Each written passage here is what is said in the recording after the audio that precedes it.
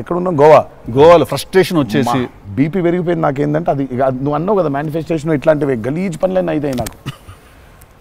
వేడి చచ్చిపోతున్నాము, సముద్రంలో అలా నవ్వుకుంటూ ఉండాలి, కానీ వేడి తొబ్బేస్తుంది. అంటే ఇంకా పైన అట్లా అట్లా లిట్టలు కట్టుందంటే వర్షం, ఇక నిప్పుల వర్షం కురిపిస్తుంది సూర్యుడు పైకి. అట్లా కూర్చొని పక్కనే ఒక రూమ్ పెట్టిండ్రు, ఏసీ ఉంది అందులో. శివా పోతా, ఇంకా ఒక్క షాట్ అన్నా పోతా, నేను చచ్చిపోయేలా ఉన్నాను, నేను చచ్చిపో, నాకు ఒక్క సెకండ్ నిజంగా ఇంకా అబ్బాయి ప్రంతి పిల్లలు ఏమైపోయింది, నా జీవితం ఏంది, నేను చచ్చిపోతానా అని అయిపోయింది. ఓకే అన్నారు. ఇక అక్కడే లుంగి ఇట్లా తీసి, అఫ్కోర్స్ షార్ట్స్ ఉన్నాయి, ఆ షార్ట్స్తో పరిగెత్తిన లోపలికి పరిగెత్తి వెళ్ళి తలుపు అట్లా వేసుకోగానే ఒక్క సెకండ్ చల్లగా ఉండింది. బతికినాన్రా అని చెప్పి ఆ తలుపు వేసి అట్లా బెడ్ మీద అలా పడ్డాను, కరెంట్ పోయింది. సారీ నవ్వద్దు, నీ కష్టం పగవాడికి కూడా రాకూడదు, మీకు కూడా రావద్దు. నిజంగా నాకు కరెంట్ పోయింది. కరెంట్ పోయి నేను ఇంకా ఫోను, అమ్మ కరెంట్ పోయింది, ఇంటి దగ్గర జనరేటర్ లేదా, దరిద్రం చూడు. కరెక్ట్గా ఆ రోజే నిన్న ఆడు జనరేటర్ పాడైపోయింది.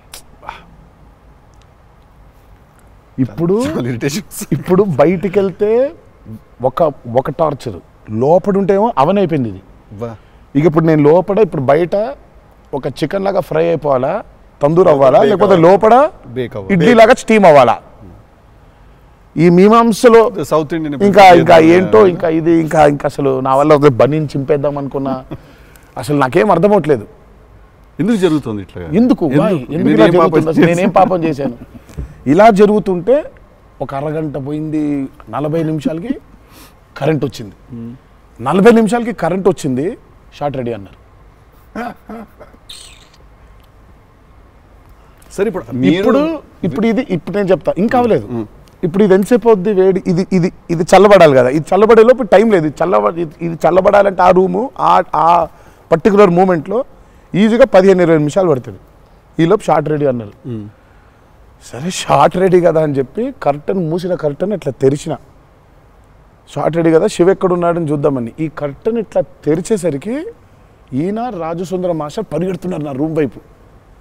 నాకు అర్థం కావట్లేదు వీళ్ళు దేనికి ఇట్లా పరిగెడుతున్నారని. అక్కడ చల్లగా ఉంది వద్దామేమన్నా. వచ్చిన తర్వాత చూస్తే అప్పుడు ఆయన చెప్తాడు స్టోరీ ఏంటో. సార్ మాది వేరే, అందరం భోజనం చేస్తున్నాం, ఆ చెమటలతోనే ఇది అయింది, కరెంట్ లేదు, బయట కాలిపోతుంది, టెంట్లో కూడా బ్లాక్ క్లాత్ టెంట్లు అయ్యి తగులుతుంది, అసలు వేడి ఇటు నుంచి వస్తుంది. అలా ఉంది. మాదేంటి హీరో రూము, ఏసీ కట్టెలు వేసి ఉన్నాయి, లోపల జరిగే టార్చర్ ఇలాగా ఉందేమో అనుకుంటున్నారు మీరు అక్కడ. ఆ చిన్న దూరితే ఏదో అని. సరే కాసేపు రిలాక్స్ అవుతున్నారేమో, కట్టెలు వేసి ఉన్నాయి, ఇప్పుడు వెళ్ళి డోర్లు కొట్టి మరి తుఫాన్ వచ్చినట్టు బయట బాగోదులే అనే ఫీలింగ్లో ఉంటే వీళ్ళిద్దరు అట్లా వెయిటింగ్, ఇట్లా ఇద్దరు అలా వెయిటింగ్, కర్టెన్ ఎప్పుడు తెరుస్తాడా అర్థమైంది.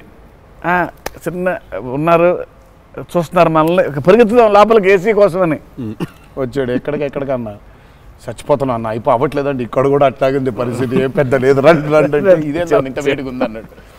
ఐ థింక్ మనం ఆ పేపర్ మీద రాసుకుని సెట్కి వెళ్ళి కెమెరా అంతా పెట్టిన తర్వాత కూడా we're all waiting to stumble upon one moment of honesty in that take. నా journey it's the same thing every day for every movie. మీకే తెలియదు మీరు అలా చేస్తారని? తెలీదు. అక్కడ కరెక్ట్గా వెళ్ళే ముందు ఒకటేదో దొరుకుద్ది. కరెక్ట్.